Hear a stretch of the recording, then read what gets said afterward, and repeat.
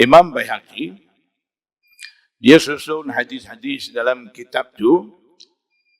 Tujuan dia mau himpun hadis-hadis yang menjadi dalil bagi ijtihad Imam Syafi'i. Maksudnya, kalau kita mau cari dalil hadis bagi mana-mana hukum diijtihadkan oleh Imam Syafi'i itu, kita pergi cari dalam kitab tu. Jangan pergi cari dalam Bukhari. Kita pun ijtihad Imam Bukhari kita dah tahu. Dalam bab taharah, kita cuba buka kitab taharah.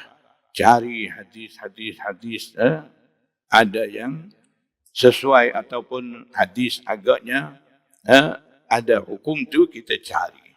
Contohnya, tak jumpa misalan. Jangan kita kata Imam Syafi'i buat hukum tanpa dalil. Sebab apa? Sebab kita cari tak jumpa. Kita cari tak jumpa dalam Bukhari itu. Jangan duk ingat hadis ada dalam Bukhari itu dah cukup untuk kita. Selalunya ada orang cakap hadis sahih. Sahih Bukhari ada. Semua bab ada dalam Bukhari. Tak cukup lagi ke? Kenapa kita nak pegang lagi Sunan Tirmizi? Dalam tu hadis dhaif pun ada. Itu orang sekarang dah keliru macam tu. Imam Bukhari kadang-kadang dia bawa tajuk dalam Bukhari. Kemudian dia bawa hadis di bawah tu sebagai dalil bagi hukum yang dia ijtihad, yang dia tulis di tajuk tu. Terkadang kita cari ijtihad Imam Bukhari tidak jumpa dalam hadis yang dia tulis di bawah tu. Jangan kita kata pula Imam Bukhari juga bawa hukum tanpa dalil. Selalunya orang ni macam itulah. Bila dia tak faham,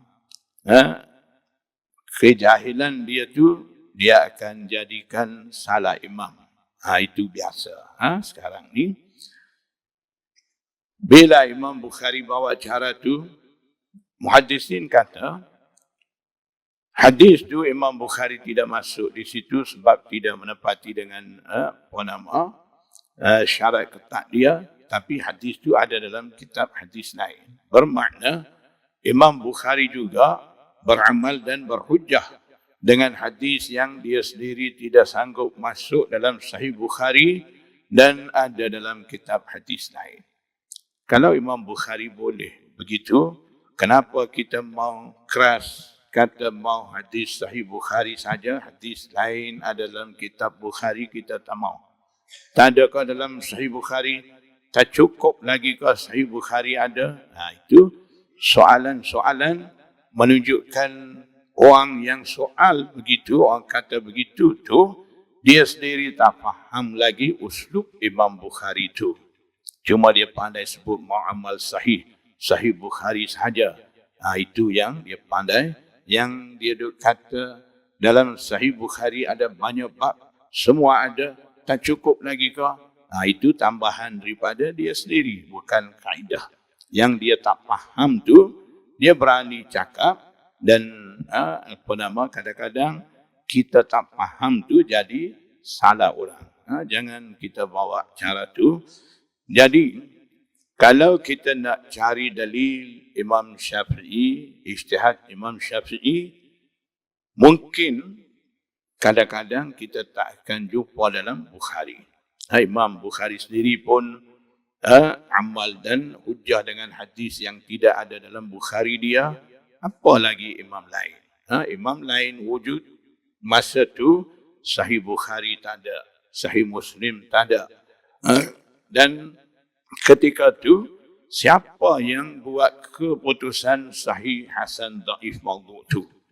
Kita sekarang ni bergantung kepada kitab-kitab tu. Siapa kata sahih?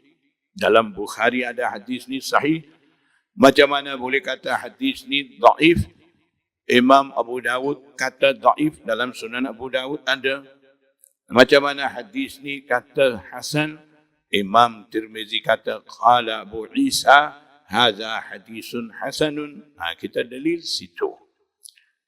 Zaman Imam Syafi'i, Imam Abu Hanifah, hadis tu sahih, dhaif. Kenapa sahih? Adakah sahih Bukhari masa tu? Tak ada. Imam Bukhari pun belum lahir lagi. Imam Syafi'i kata hadis ni sahih, dia pun buat hukum daripada hadis tu. Adakah masa tu Imam Tirmizi dah susun Sunan Tirmizi, ada sebut haza dhaifun inda ahli hadis? Adakah masa tu? Imam Tirmizi pun belum lahir lagi. Jadi, buat keputusan kedudukan hadis tu daripada imam-imam mujtahidin tu sendiri, imam-imam mazhab tu sendiri. Sebab mereka ni muhaddis lagi mujtahid. Bidang hadis pun mereka dah sampai darajat ijtihad, bidang hukum pun mereka dah sampai darajat ijtihad. Hadis pun boleh mereka menentu kedudukan hadis sahih, hasan, dhaif, dan mereka mampu keluarkan hukum ahkam daripada ayat Quran dan hadis-hadis. Jadi, yang mana imam-imam mazhab, imam-imam mujtahidin dah tentu kedudukan hadis, tidak akan jadi salah apabila bercanggah dengan penentuan daripada Imam Kutubus Sittah tu. Kita jangan duk sukat dengan Kutubus Sittah tu saja. Bukan kata itu tak betul, semua betul. Betul mengikut ijtihad masing-masing. Hadis Imam Tirmizi kata dhaif, jalsah istirahah tu salahkah? Tidak salah. Imam Abu Hanifah kira hadis tu tidak dhaif. Tak betul ke Imam Abu Hanifah? Betul. Masing-masing betul mengikut ijtihad masing-masing. Jadi kita tak boleh salahkan satu sama lain. Jadi sebab tu, apabila kita mau cari hadis yang menjadi dalil bagi ijtihad Imam Syafi'i, kita cari dalam Sunan Kubra Baihaqi itu. Sampailah umat muslimin selepas daripada wujudnya Sunan Kubra Baihaqi itu, sepakat mereka kata kitab Sunan Kubra Baihaqi ini merupakan bayang Imam Syafi'i.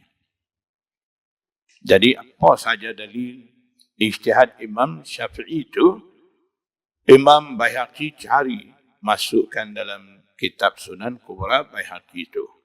Maknanya dalil-dalil bagi ijtihad Imam Syafi'i akan jumpa di situ, mungkin tidak akan jumpa dalam Bukhari, Muslim.